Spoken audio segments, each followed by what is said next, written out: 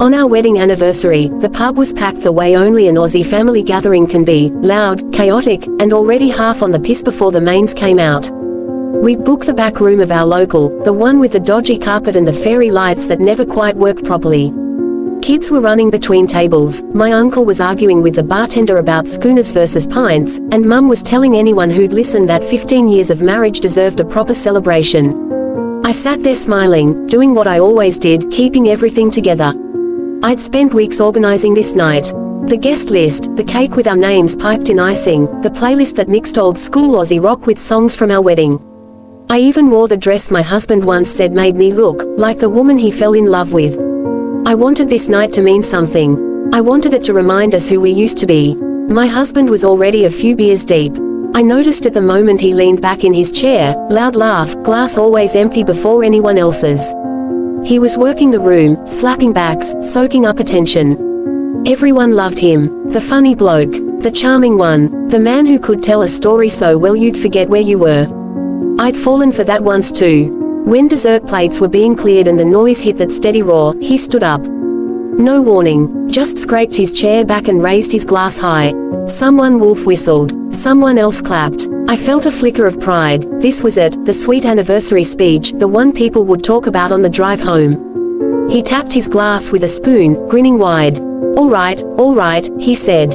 Listen up, ya pack of legends. The room quieted, slowly.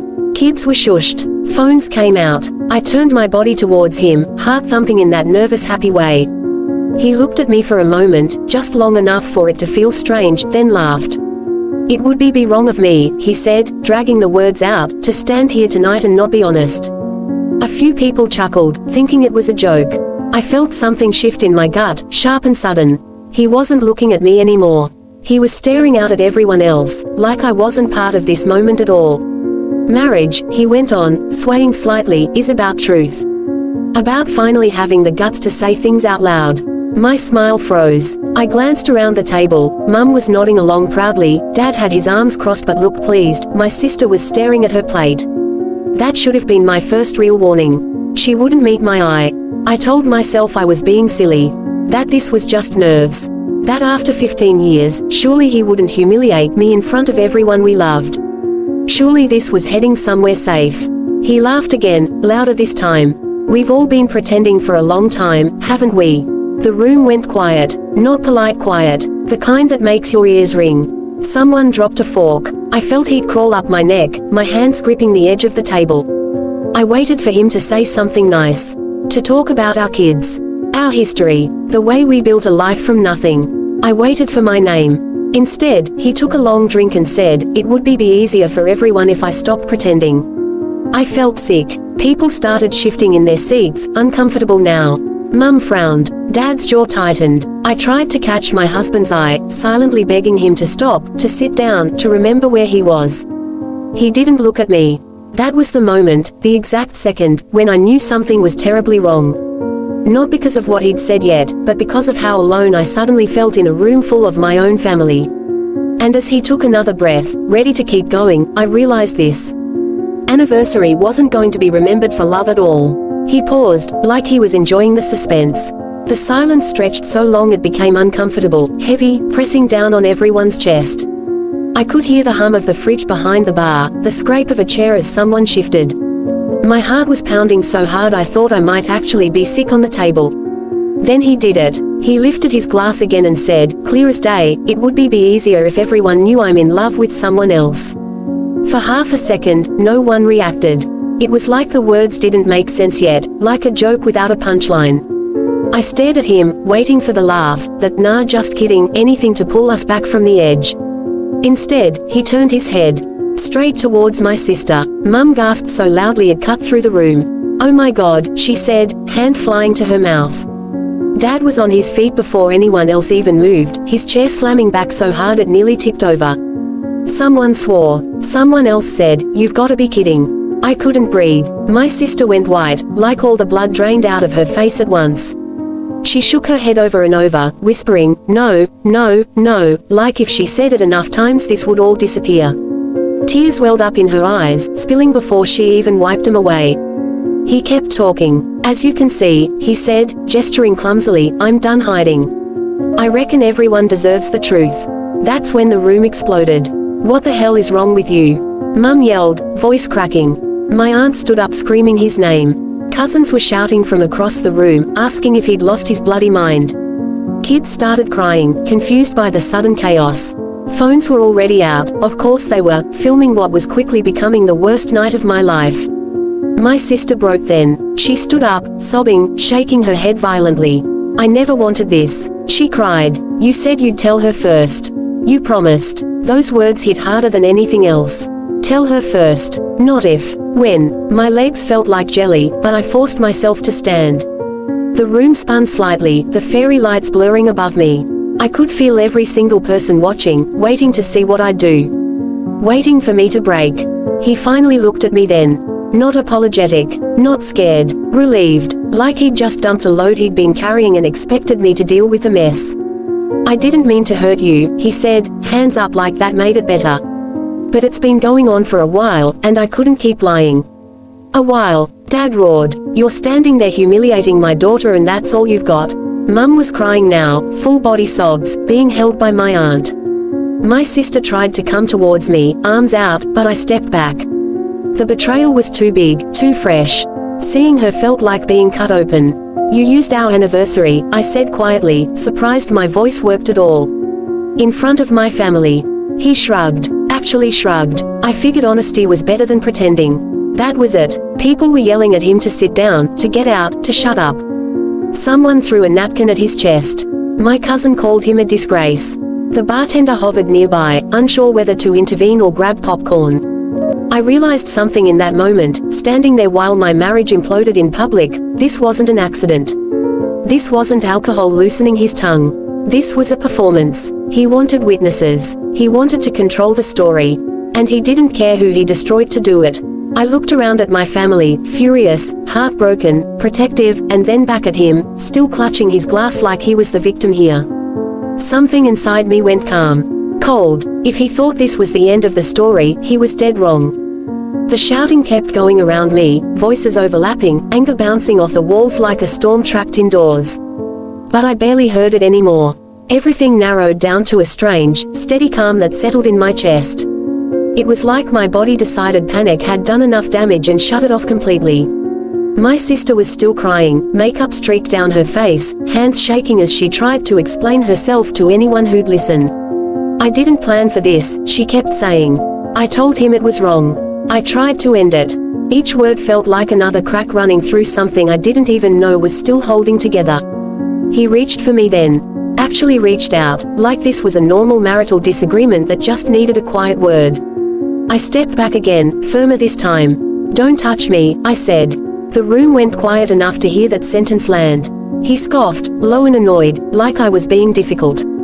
Come on, let's not make a scene. That nearly broke me. This wasn't a scene. Not the confession, not the betrayal, not doing it in front of our parents and our kids and half the suburb. I looked down at my left hand.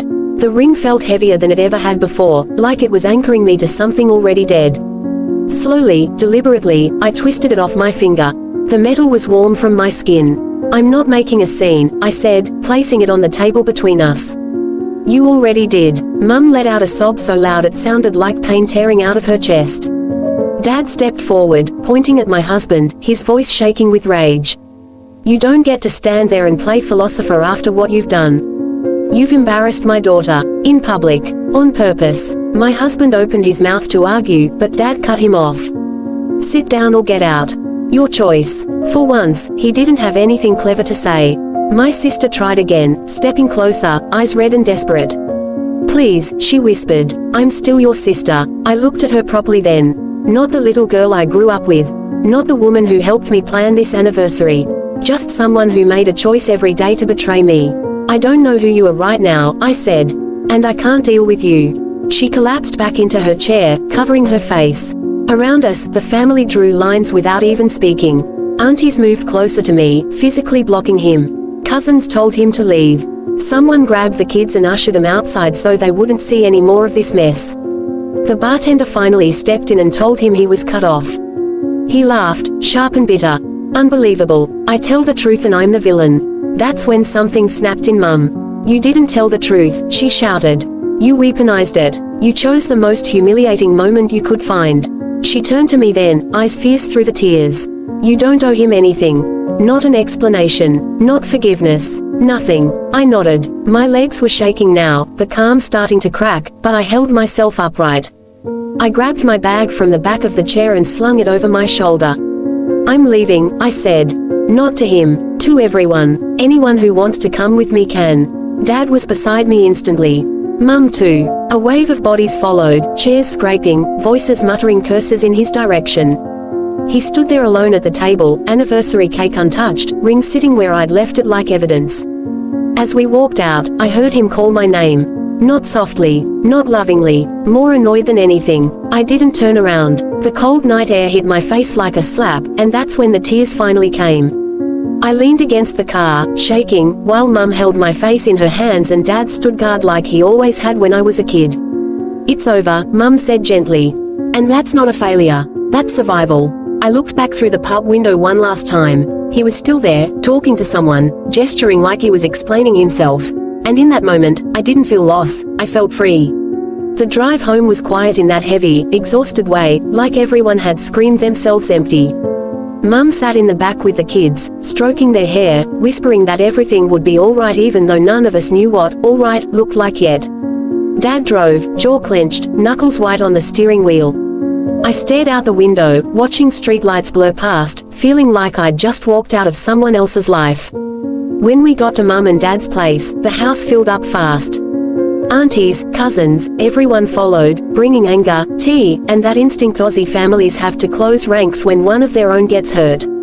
Someone put the kettle on. Someone else poured wine. The kids were sent to the lounge with a movie. Life, somehow, kept moving. That's when the messages started. My phone buzzed non-stop on the kitchen bench. Missed calls from him. Text swinging wildly between apologies and defensiveness. I didn't mean for it to happen like that.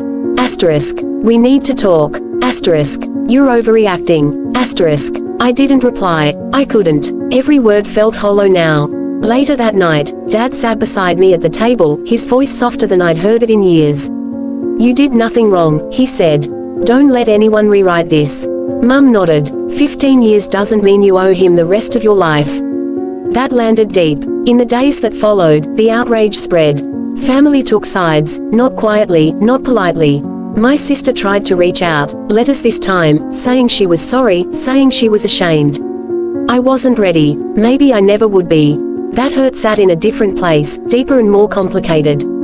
As for my husband, the charm didn't work anymore. The story he told didn't match the one people witnessed. There were too many eyes, too many voices that night. He couldn't smooth it over. He moved out within the week. What surprised me most was myself. I thought I'd fall apart. Thought I'd beg, bargain, cling to what was familiar. Instead, something steady grew in the wreckage. I booked a lawyer. I changed the locks. I started sleeping through the night again. On what would have been our next special date, my family took me to the beach. We ate fish and chips on the sand, wind in our hair, salt on our lips. Dad raised a paper cup and said, "To honesty done right." Everyone laughed. Even me. That anniversary will always hurt. But it also marked the moment I chose myself, with my family standing loud and unapologetic behind me. And in the end, that's the kind of love that actually lasts.